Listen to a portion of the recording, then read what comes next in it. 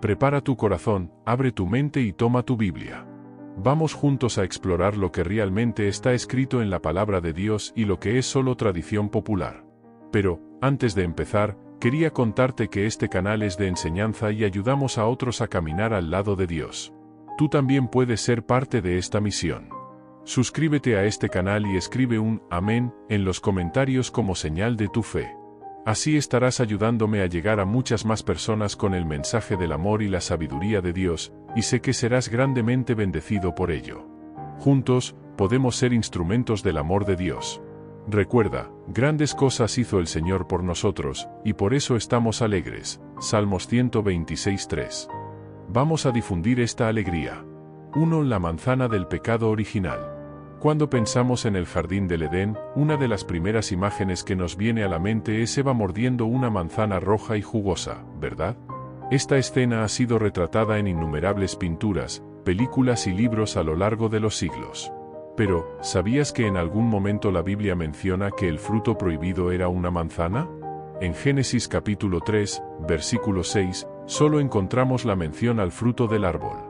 El texto dice, viendo la mujer que el árbol era bueno para comer, agradable a la vista y árbol deseable para obtener sabiduría, tomó de su fruto y comió. Génesis 3:6. El origen de esta interpretación se remonta a la traducción latina de la Biblia, la Vulgata, donde la palabra malum puede significar tanto mal como manzana. Esta ambigüedad lingüística, combinada con el simbolismo de la manzana en la cultura romana, terminó influyendo en artistas e intérpretes medievales. En realidad, el enfoque de la narrativa bíblica no está en el tipo de fruto, sino en la insubordinación de Adán y Eva al mandato divino. En Génesis 2, versículos 16 y 17, Dios es claro, de todo árbol del jardín podrás comer libremente, pero del árbol del conocimiento del bien y del mal no comerás. Algunos estudiosos sugieren que el fruto podría haber sido una granada, una higuera o incluso una palma, frutas comunes en la región del creciente fértil, donde tradicionalmente se cree que estaba el jardín del Edén. Sin embargo, lo importante es entender que la esencia de la historia no está en el fruto en sí, sino en las repercusiones de la desobediencia. El verdadero fruto prohibido fue la elección de no confiar en Dios y buscar sabiduría y poder independientemente de Él. Como nos enseña Romanos 5 y 19, porque por la desobediencia de uno solo muchos pecaron, de la misma manera por la obediencia de uno solo muchos serán justificados. 2. Los tres Reyes Magos. Cada Navidad vemos esa escena clásica, 3 Reyes Magos, cada uno con su corona dorada, montados en camellos, siguiendo la estrella de Belén para llevar regalos al niño Jesús. Pero te vas a sorprender al saber que la Biblia nunca mencionó que eran 3, ni que eran reyes, y mucho menos sus nombres, Melchor, Gaspar y Baltasar. Vemos lo que realmente dice Mateo 2, versículos 1 y 2. Nacido Jesús en Belén de Judea en tiempos del rey Herodes, vinieron de oriente a Jerusalén unos magos, diciendo, ¿dónde está el rey de los judíos que ha nacido? Porque vimos su estrella en oriente y hemos venido a adorarlo. El texto bíblico usa la palabra magos que en griego es magoi, probablemente eran astrónomos y eruditos, posiblemente de la región de Persia o Babilonia, donde había una notable tradición de estudio de los astros. La idea de que eran reyes surgió mucho después, basada en interpretaciones de profecías como la de Isaías 60, las naciones se acercarán a tu luz y los reyes a la brillantez de tu amanecer. El número 3 surgió probablemente por causa de los 3 regalos mencionados, oro, incienso y mirra. Pero podrían haber sido 2 magos trayendo 3 regalos o 10 magos trayendo 3 tipos de regalos. La Biblia simplemente no lo detalla, y aquí hay otro aspecto interesante. Cuando los magos llegaron, Jesús ya no estaba en el pesebre. Mateo 2, versículo 11 dice, al entrar en la casa vio al niño con María su madre. ¿Te diste cuenta? Estaba en una casa, no en un establecimiento. Los expertos creen que los magos llegaron meses o incluso años después del nacimiento de Jesús. Los regalos que trajeron eran altamente significativos. El oro representaba realeza, el incienso divinidad, usado en adoración, y la mirra, usada en embalsamamientos, simbolizaba el sacrificio de Jesús. Como dice el Salmo 72, versículos 10 y 11, los reyes de Tarsis y las islas traerán regalos, los reyes de Sabá y de Seba ofrecerán dones, y todos los reyes se postrarán ante él. Llamada a la acción interactiva, ¿te están gustando estas revelaciones? Comenta aquí abajo cuál de estos hallazgos te sorprenderá más hasta ahora, y no olvides compartir este vídeo con ese amigo que le encanta explorar curiosidades bíblicas. Lo más importante de esta historia no es cuántos magos eran o si tenían corona, lo que realmente importa es que representan a los primeros gentiles, no judíos, en reconocer y adorar a Jesús como Rey. Viajaron desde muy lejos, siguiendo una estrella, movidos por la fe, para encontrar y adorar al Salvador. Esta historia nos enseña sobre la determinación en la búsqueda de Jesús, incluso cuando el camino es extenso, como dice Jeremías 29, versículo 13, me buscarán y me encontrarán cuando me busquen con todo su corazón. 3. María Magdalena como prostituta. Una de las ideas más difundidas sobre personajes bíblicos es que María Magdalena era una prostituta antes de conocer a Jesús. Esta historia aparece en películas, libros e incluso en sermones. Pero, ¿sabías que esto nunca fue mencionado en la Biblia? ¿Qué es lo que realmente sabemos sobre María Magdalena? Lucas 8, versículo 2 nos dice, María llamada Magdalena, de quien habían salido 7 demonios. Ella era una mujer de Magdala, una ciudad próspera a orillas del mar de Galilea, y Jesús la liberó de una opresión espiritual severa. La confusión comenzó cuando la gente mezcló 3 historias diferentes, María Magdalena, la mujer pecadora que ungió los pies de Jesús con perfume, Lucas 7, versículos 36 a 50, y María de Betania, hermana de Marta y Lázaro. Son 3 mujeres diferentes que, a lo largo de los siglos, fueron equivocadamente combinadas en una sola. En realidad, María Magdalena era una seguidora dedicada de Jesús. Estaba presente en los momentos más relevantes de su ministerio, fue una de las pocas que permaneció al pie de la cruz, Juan 19, versículo 25, ayudó en el entierro, Marcos 15, versículo 47, y fue la primera persona en ver a Jesús resucitado, Juan 20, versículos 14 a 18. Piensa, solo Jesús le confió el mensaje más importante de la historia, su resurrección. Juan 20, versículos 17 y 18 registra, ve a mis hermanos y diles, subo a mi Padre y a su Padre, a mi Dios y a su Dios. Entonces, María Magdalena fue a anunciar a los discípulos, he visto al Señor. El ejemplo de María Magdalena nos enseña sobre renovación y propósito. Después de ser liberada, no solo siguió a Jesús, sino que se convirtió en uno de los principales testigos de su ministerio. Como dice 2 Corintios 5, versículo 17, si alguno está en Cristo, es una nueva criatura, lo viejo ha pasado, he aquí lo nuevo ha llegado. Esta historia también nos muestra cómo Jesús valoraba a las mujeres en una sociedad en que eran excluidas. No solo las aceptaba como seguidoras, sino que les confiaba funciones importantes. María Magdalena no necesita leyendas ni historias ficticias, su verdadera historia bíblica ya es lo suficientemente impactante. La renovación de María Magdalena no fue de prostituta a seguidora, sino de una persona espiritualmente oprimida a un referente espiritual. Como dice Gálatas 5, versículo 1, para la libertad fue que Cristo nos liberó, permanecieron pues firmes y no se sujeten nuevamente a un yugo de esclavitud. 4. La Navidad del 25 de diciembre. Cuando llega diciembre, todo el mundo se prepara para celebrar la Navidad del día 25, árboles decorados, pesebres armados, luces coloridas por todas partes. Pero aquí va una revelación que puede asombrarte, la Biblia nunca mencionó esta fecha para el nacimiento de Jesús. De hecho, hay varios elementos que indican que él nació en otra época del año. Comenzamos analizando lo que la Biblia realmente nos cuenta sobre el nacimiento de Jesús. En Lucas 2, versículo 8, encontramos una clave interesante. Había pastores que estaban en los campos y cuidaban de su rebaño durante las vigilias de la noche. Para entender por qué esto es significativo, necesitamos comprender un poco sobre el clima y las prácticas de la región de Belén en Judea. Diciembre es un periodo de lluvias y frío severo. Los pastores de esa época no solían mantener sus rebaños en los campos durante las noches de invierno. Era una costumbre que ocurría principalmente entre marzo y octubre. Los animales se quedaron protegidos en refugios durante la estación más fría, especialmente por la noche, cuando las temperaturas descendían distribuidamente.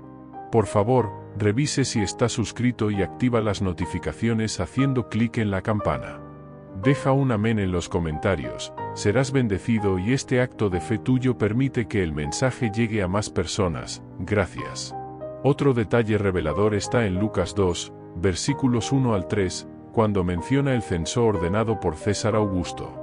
El texto nos dice, en aquellos días, César Augusto emitió un decreto ordenando el censo de todo el Imperio Romano. Este fue el primer censo que se hizo cuando Quirino era gobernador de Siria, y todos iban a su ciudad natal para registrarse. Los romanos eran gestores extremadamente competentes, no requerirían que la población viajara durante el invierno, cuando las vías se regresaran embarradas y riesgosas debido a las lluvias. Además, las mujeres embarazadas como María tendrían aún más complicaciones para viajar en esas condiciones. Pero entonces, ¿por qué celebramos la Navidad el 25 de diciembre?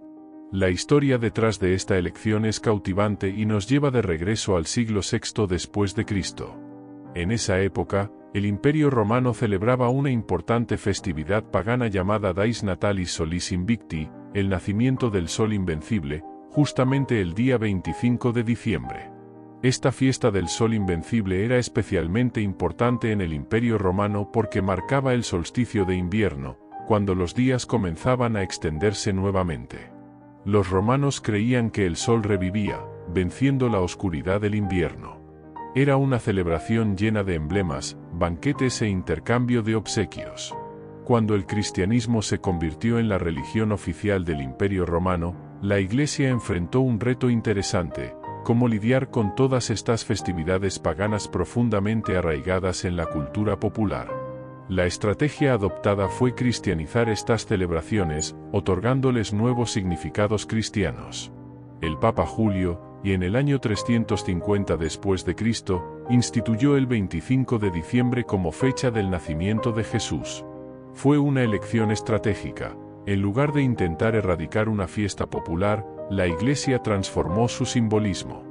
El simbolismo era perfecto: Jesús, la verdadera luz del mundo, naciendo cuando la luz natural comenzaba a vencer las sombras del invierno. Pero existen otras teorías interesantes sobre la elección de la fecha. Una de ellas está relacionada con una antigua convicción judía de que los profetas morían en la misma fecha en que fueron concebidos. Como había una tradición que situaba la muerte de Jesús el 25 de marzo, algunos calcularon que su concepción habría ocurrido en esa misma fecha. Contando 9 meses después, llegamos al 25 de diciembre. Los evangelios nos dan algunas claves sobre cuándo Jesús podría haber nacido realmente. En Lucas 1, aprendemos que Juan el Bautista nació 6 meses antes que Jesús. El texto también menciona que Zacarías, padre de Juan, estaba sirviendo en el templo cuando recibió la noticia del embarazo de Isabel. Conociendo la rotación de los sacerdotes en el templo, algunos expertos sugieren que Jesús podría haber nacido en otoño, posiblemente durante la fiesta de los tabernáculos. Hablando de la fiesta de los tabernáculos, hay un simbolismo hermoso en esto. En Juan 1, versículo 14, cuando dice que el Verbo se hizo carne y habitó entre nosotros, la palabra habitó en griego literalmente significa tabernáculo o armó su tienda. Si Jesús realmente nació durante esta fiesta, sería una representación ideal de Dios viniendo a convivir entre su pueblo. Las propias condiciones del nacimiento de Jesús nos dan más indicios. Lucas 2, versículo 7, cuenta que no había lugar para ellos en la posada. Belén se llenaba durante las grandes fiestas judías, cuando los peregrinos venían de todas partes. Esto tiene más sentido durante una fiesta importante que en un momento común del año. Los primeros cristianos, de hecho, ni siquiera celebraban el nacimiento de Jesús, se enfocaban en su muerte y resurrección. La celebración de la Navidad como la conocemos hoy fue desarrollándose a lo largo de los siglos, incorporando diferentes tradiciones locales. Es interesante cómo diferentes culturas cristianas celebran la Navidad en fechas distintas. La Iglesia Ortodoxa, por ejemplo, celebra el 6 de enero, fecha conocida en Occidente como el Día de Reyes. Algunas iglesias armenias celebran el 18 de enero. Lo más fascinante es cómo Dios usó incluso una fecha originalmente pagana para difundir el mensaje del Evangelio. Como dice Romanos 8, versículo 28, todas las cosas obran para bien de aquellos que aman a Dios. La fecha elegida por la iglesia primitiva sirvió para ayudar a las personas a comprender mejor quién es Jesús, la verdadera luz del mundo. Probablemente tenía rasgos típicos de los hombres de esa región: piel más oscura, cabello y ojos marrón oscuro, estatura mediana. El retrato común de Jesús que conocemos hoy fue fuertemente influenciado por el arte renacentista europeo. Artistas como Leonardo da Vinci y Miguel Ángel representaban a Jesús similar a las personas de su propia sociedad, europeos de piel clara. Un hallazgo arqueológico interesante proviene de una antigua sinagoga en Dura Europos, en Siria, datada en el siglo III. Los murales encontrados allí muestran cómo se vestían y parecían los judíos de esa época. Es probable que Jesús se pareciera mucho más a estas representaciones que a las imágenes renacentistas que conocemos. Pablo nos da una indicación importante en Filipenses 2, versículo 5, diciendo que Jesús se despojó a sí mismo, tomando forma de siervo, haciéndose semejante a los hombres. Él eligió ser común en su apariencia, identificándose completamente con aquellos a quienes vino a salvar. En la sociedad de Jesús, los hombres generalmente llevaban el cabello corto. Pablo incluso menciona en 1 Corintios 11, versículo 14, que no enseña la propia naturaleza que es deshonroso para el hombre tener el cabello largo. Esto sugiere que Jesús probablemente no tenía el cabello largo como solemos verlo en las pinturas. Como carpintero, en griego tecton, que también puede significar constructor o artesano, Jesús probablemente tenía un cuerpo fuerte para el trabajo físico. Logró sobrevivir a una terrible azotaina antes de la crucifixión, lo que sugiere una constitución física robusta. Lo más sorprendente es que la falta de descripción física de Jesús nos ayuda a entender que su mensaje y su sacrificio son universales. Como dice Gálatas 3, versículo 28, no hay judío ni griego, esclavo ni libre, hombre ni mujer, porque todos ustedes son uno en Cristo Jesús. En tiempos modernos, expertos forenses han intentado recrear cómo sería la apariencia de un hombre judío típico del primer siglo en Judea. El resultado es muy diferente de las imágenes tradicionales: un hombre de estatura mediana, alrededor de 1,70, piel oscura quemada por el sol, cabello oscuro y corto, y barba común según los estándares judíos de la época. Los ángeles en la Biblia también emergen en ejércitos celestiales. En 2 Reyes 6, versículo 17, cuando Eliseo ora para que su siervo vea la dimensión espiritual, él ve el monte lleno de caballos y carros de fuego. Esto es muy diferente de los angelitos tocando arpa que vemos en pinturas, ¿verdad? Una revelación sorprendente es que los ángeles no son omniscientes, no lo saben todo. En Mateo 24, versículo 36, Jesús dice que ni siquiera los ángeles conocen el día y la hora de su regreso. Son criaturas de Dios, poderosas, sí, pero con limitaciones.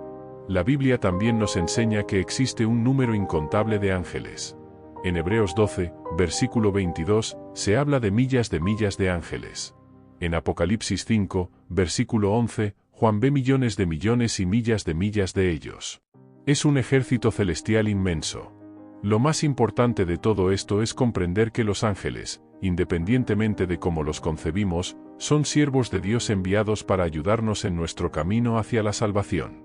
Como dice el Salmo 91, versículo 11, porque a sus ángeles mandará acerca de ti, que te guarden en todos tus caminos. Y recuerda, lo más importante no es seguir tradiciones, sino conocer la verdad de la palabra de Dios. Como dijo Jesús en Juan 8, versículo 32, y conocerán la verdad, y la verdad los hará libres. Hasta el siguiente vídeo. Gracias por acompañarnos en este vídeo.